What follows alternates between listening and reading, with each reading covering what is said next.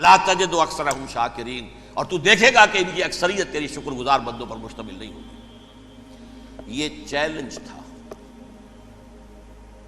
اور ایک چھوٹا سا چیلنج جو سورہ صاد میں آیا ہے، اور یہاں تو اس نے اللہ کے جلال کی قسم کھا کر کہا قَالَ فَبِعِزَّتِكَ لَأُغْوِيَنَّهُمْ أَجْمَعِينَ، اے رب تیری عزت، تیرے جلال کی قسم ہے میں ان سب کو گمراہ کر کے چھوڑوں گا، إِلَّا عِبَادَكَ مِنْهُمُ الْمُخْلَصِينَ، سوائے ان میں سے وہ کچھ لوگ جنہیں تو خالص اپنا بندہ بنا لے، جنہیں تو اپنا بندہ بنا لے۔ مخلص، مخلص نہیں، مخلص یہ مفعول ہے، فاعل نہیں ہے، جسے تو بنا لے۔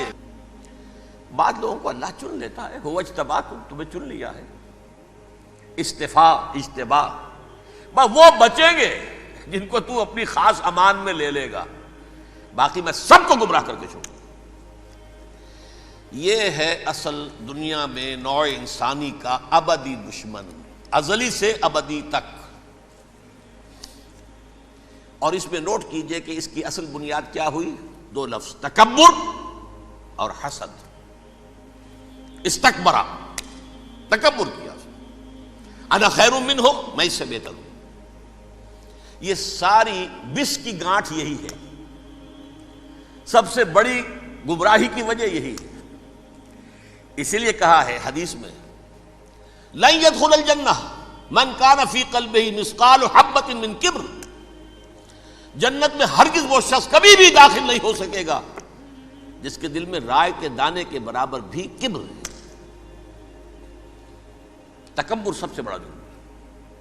الکبر ردائی، اللہ فرماتا ہے یہ تکبر، یہ تو میری چادر ہے۔ کوئی شخص تکبر کرتا ہے تو گویا میری چادر گھسیٹ رہا ہے میرے کندھے سے۔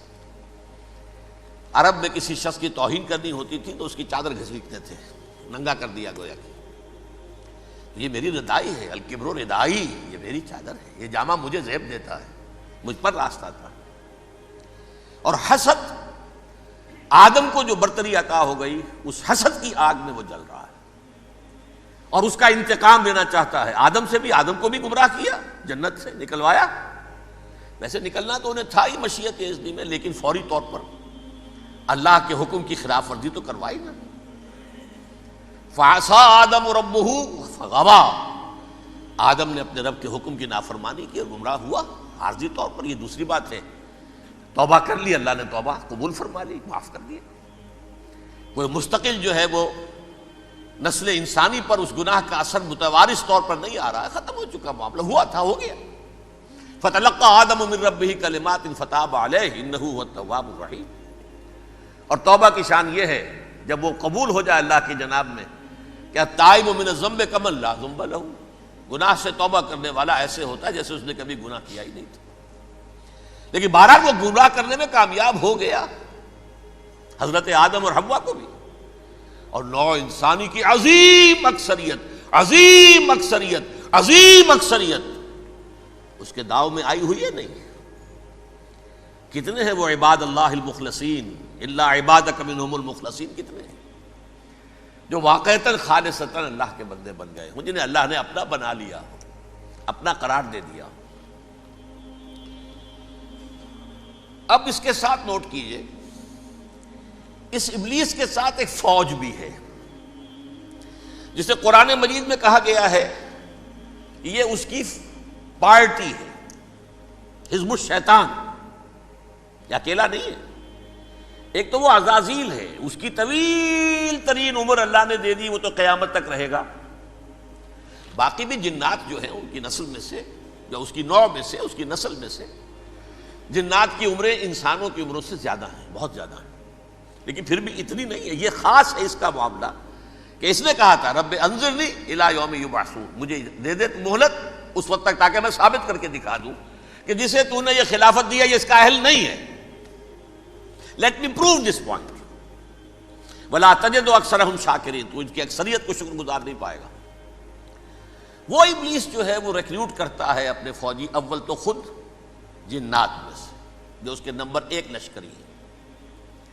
قرآن مجید میں اس کا اشارہ دیا گیا ہے انہ یراکم ہو وقبیلہ من حیث لا ترونہم۔ دیکھو لوگو، اے انسانوں، وہ ابلیس لعین عزازیل اور جو اس کی قبیلے کے لوگ ہیں، جنات ہیں، وہ تمہیں وہاں سے دیکھتے ہیں اور تاکتے ہیں اور حملہ کرتے ہیں جہاں سے تم انہیں نہیں دیکھتے. وہ غیر مرئی ہیں، انویزیبل ہیں، تمہیں نظر نہیں آتے. ویزیبل دشمن کا وار تو روک لو گے، انویزیبل کا کیسے روکو گے؟ انہو یراکم ہوا وقبیلہ، اکیلا ہی نہیں ہے وہ تو تمہیں تاکتا ہے، تم پر حملہ کرتا ہے، گھات میں لگ کر جو ہے تمہارے اوپر حملہ کرتا ہے، وہ بھی اور اس کے ساتھ اس کے قبیلے کے لوگ جنات بھی، من حیث لا ترونہم، جہاں سے کہ تم انہیں نہیں دیکھتے.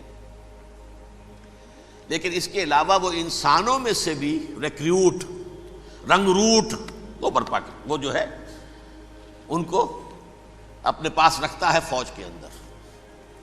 جس کی سب سے بڑی مثال کیا ہے؟ سورہ مجادلہ میں اللہ تعالیٰ نے منافق، حالانکہ وہ کون تھے؟ بظاہر حضور کا کلمہ پڑھنے والے، حضور کے پیچھے نماز پڑھنے والے، اسلام کا دعویٰ کرنے والے، ان کو اللہ فرماتا ہے اولئک حزب الشیطان الا ان حزب الشیطان هم الخاسرون، یہ شیطان کی پارٹی کے لوگ ہیں. وہاں مقابلے میں آیا ہے اولئک حزب اللہ الا ان حزب اللہ هم المفلحون. یہ دو پارٹیاں ہیں، حزب اللہ اللہ کی پارٹی جو اس کے مخلص بندے ہیں، وہ اللہ کی پارٹی، اور جو شیطان کے مرید بن گئے اس کے ہاتھ پر بیعت کر لی، لہذا وہ اس شیطان کی پارٹی کے لوگ ہیں، چاہے وہ انسان ہو چاہے جن ہو. تو انسانوں میں سے بھی اس کے حزب میں، اس کی پارٹی میں اس کے ایجنٹ ہیں اور بہت ہیں، بلکہ بہت سے تو ایسے ہیں کہ جو جنات کے بھی کان قطر دیں، ان کو بھی شیطنت سکھا دیں، پڑھا دیں. لیکن اب ایک بات سمجھیے، ایک دنیا میں نسل اور قوم بھی ایسی ہے جو ایک خاص وقت سے بحیثیت مجموعی من حیث القوم ابلیس کی ایجنٹ بن گئی ہے. وہ کون ہے؟ وہ یہودی ہے. یہ یہودی قوم جو ہے، اس میں ایک تو کچھ یہ کہ ان کی فطرت کے اندر یہ تھا کہ ہم ہیں اصل انسان، باقی انسان جو ہے وہ انسان نما حیوان ہے، ان کی کوئی حیثیت ہی نہیں.